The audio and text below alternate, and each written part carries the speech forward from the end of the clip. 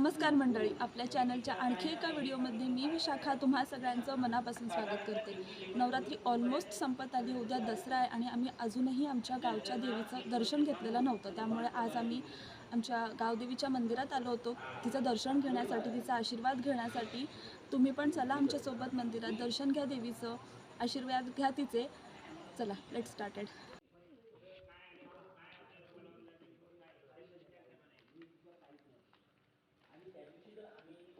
आमच्याकडे कसं असतं ना, नवरात्रीच्या 9 दिवसांमध्ये प्रत्येक वाडीची पाळी असते देवळात देवाच्या राखणीसाठी, देवाच्या सेवेसाठी. तशीच आज आमच्या वाडीची पाळी होती. त्यामुळे माझे काका आणि इतर काही माणसं देवळात गप्पा मारत बसली होती. त्याच्यामुळे तुम्हाला आजचा बराचसा व्हिडिओ हा असाच व्हॉईस ओव्हरनेच ऐकता येईल. हे आमच्या गावदेवीचं मंदिर आहे मित्रांनो, श्री नवलाई मातेचं, ज्याच्यामध्ये आम्ही आता दर्शनासाठी आलो आहे. निसर्गाच्या सानिध्यात वसलेलं आमचं हे गावदेवी श्री नवलाई देवीचं मंदिर आहे. मंदिर जरी छोटं असलं तरी इथे येऊन खूप प्रसन्न वाटतं, खूप समाधान वाटतं.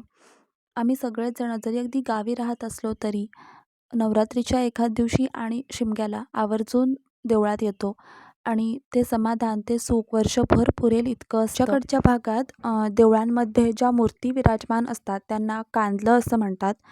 देवळाच्या गाभाऱ्यात जी अगदी सगळ्यात उंच मूर्ती म्हणजे कांदलं आहे, ते आहे आमच्या गावचं ग्रामदैवत, गावची राखणदारी मालकीण श्री नवलाई आई. तिच्या बाजूला वाघजाई माता, कोपऱ्यात जी पिंडी दिसते ती आहे रवळनाथाची पिंड, त्रिमुखसुद्धा आहेत आणि सोंबादेवसुद्धा आहेत. फ्रँकली स्पीकिंग मला यातल्या काही देवांची नावंही आत्ताच माहीत झाली आहेत, जी मी आता माझ्या घरच्यांना विचारून तुम्हाला सांगते आहे. त्यामुळे कोणत्या देवाचा उल्लेख जर माझ्याकडून चुकून राहून गेला असेल तर त्या देवाने मला माफ करावं अशी मी त्याच्याकडे प्रार्थना करते, कारण खरंच मला माहीत नव्हतं.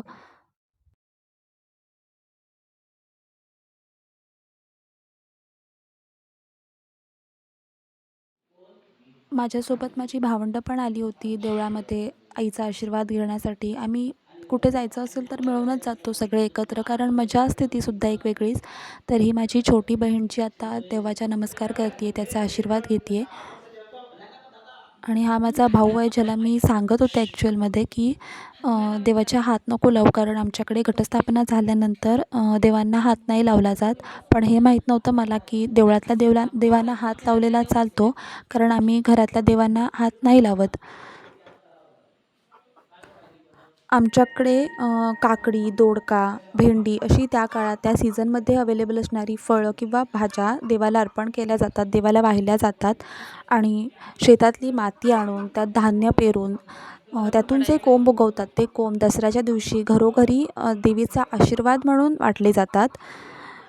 या 2 मूर्त्यांबद्दल, या 2 कांदलांबद्दल बोलायचं झालं तर हे पहारेकरी आहेत असं काका म्हणाले आणि ते सुद्धा देवच असतात ना, असं आम्ही त्यांना विचारलं तर त्यावर ते हो म्हणाले. म्हणून आम्ही मग त्यांचाही नमस्कार केला. अशीच एक मूर्ती या बाजूलाही आहे जिथे मी आता नमस्कार करते आहे.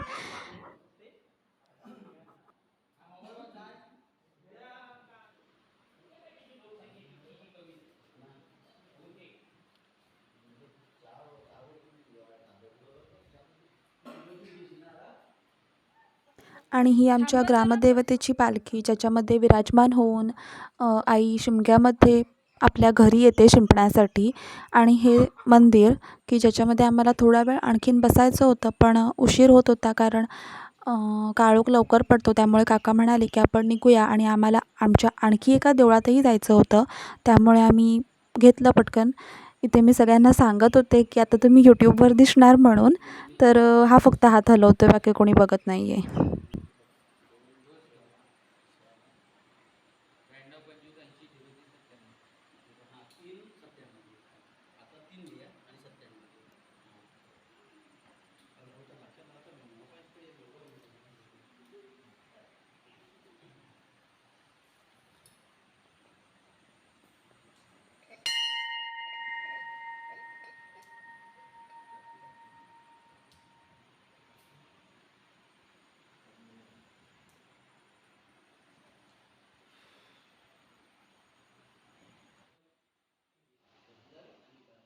मंदिराच्या खालच्या बाजूला जी वाडी दिसते, जी घरं दिसते, तिथे एक महालक्ष्मी देवीचं मंदिरसुद्धा आहे.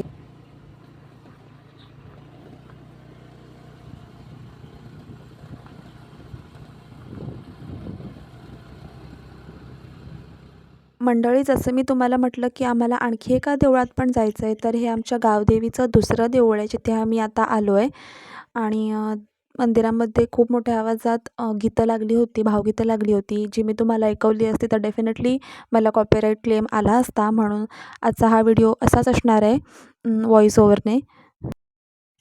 आणि मी इथे आमच्या राहीला समजावून सांगत होते की इथे सहाणे देवाची ती दाखव, पुढे गेल्यानंतर देवळाबाहेर तुळस आहे तर ती पण दाखव. कसं लहान आहे ना ती अजून, त्याच्यामुळे तिला समजावून सांगावं लागतं. जशी मी यूट्यूबमध्ये नवीन आहे तशीच तीसुद्धा नवीन आहे. रेकॉर्डिंग वगैरे तिला समजत नाही अजून तेवढं, पण तरी पण ती करते आपल्या यूट्यूबच्या कामामध्ये. माझे जे काही व्हिडिओ तुम्हाला दिसतात त्यामागे तिचा खूप मोठा वाटा असतो. ती नेहमी बिचारी कॅमेरा पकडून उभी असते, अगदी कितीही कंटाळा आला असला तरी. त्यासाठी थँक्यू राही, खूप मोठा थँक्यू.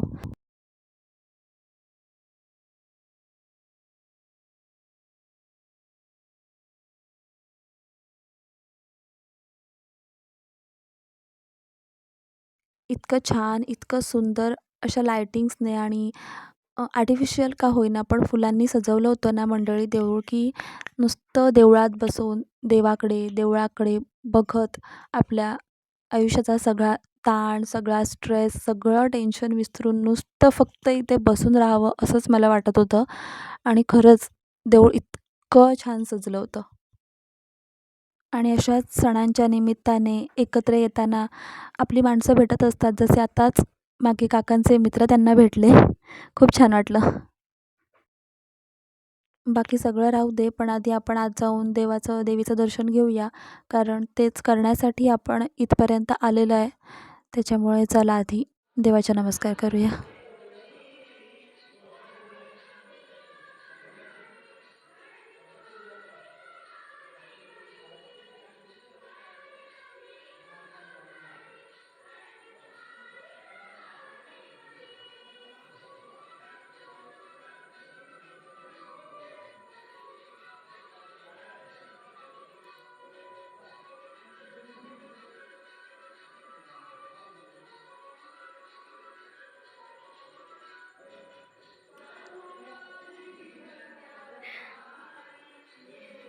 इथे आमची राही मला सांगत होती की दीदी तुझ्या डोक्याला तांदूळ लागलेत, पण मला माहीत होतं आणि मला ते काढायचे पण नव्हते. कारण ऑफकोर्स ते देवाच्या पायाजवळचे होते, त्यामुळे खूप भारी वाटत होतं मला, म्हणून मी ते स्वतःहून तर मी नव्हते काढणार.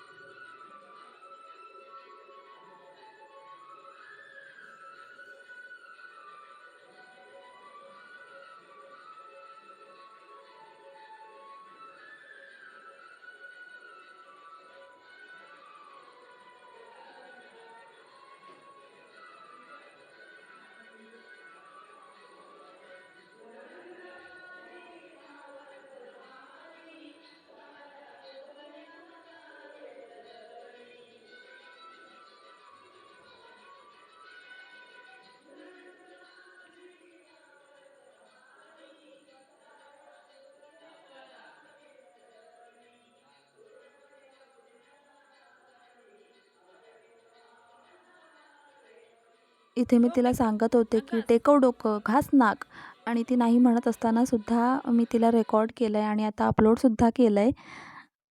त्यासाठी काही नाही, चालतं आहे.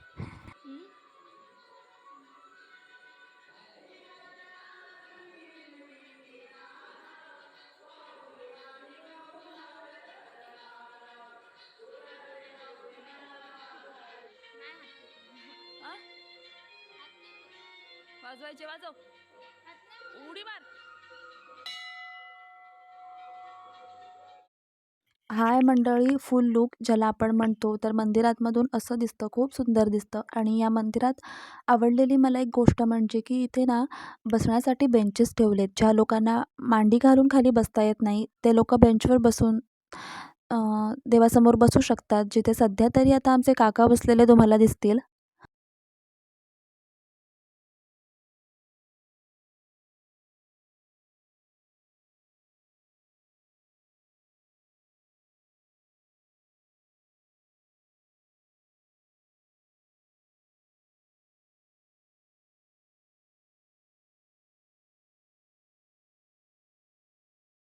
हा आमचा सार्थक आला देवळामध्ये आणि हे आमचे काका आणि असे बेंचेस ठेवलेत मस्त. आणि आता आलोच होतो देवळात, तर देवासोबत थोडे फोटो पण काढून घेतले मी सुद्धा आणि इतरांनी पण. जे काढताना खरंच माझ्या धाकट्या बहिणीची खूप आठवण येत होती मला. पण असो, ती आल्यावर सुद्धा आम्ही येऊ आणि तुम्हालासुद्धा आमच्यासोबत नक्की घेऊन येऊ. पाय निघता निघत नव्हता देवळातून. जसं मी आधीच म्हटलं की फारसं येणं होत नाही, त्यामुळे निघावंसं पण लवकर वाटत नाही. पण जावं लागणार होतं, कारण काळोख पडला होता आणि निघालो होतो आम्ही. माहीत नाही व्हिडिओ कसा झाला असेल, जसा जमला तसा केला, जसं जमलं तसं एडिटिंग केलं. पण आय होप तुम्हाला आवडला असेल. जर आवडला असेल तर लाईक करा, शेअर करा आणि हो, त्याच्या आधी देवीचे आशीर्वाद घ्या आणि चॅनलला सबस्क्राईब करायला विसरू नका. भेटू लवकरच आपण एका नवीन व्हिडिओमध्ये. तोपर्यंत काळजी घ्या स्वतःची आणि आपल्या कुटुंबाची सुद्धा. श्री स्वामी समर्थ.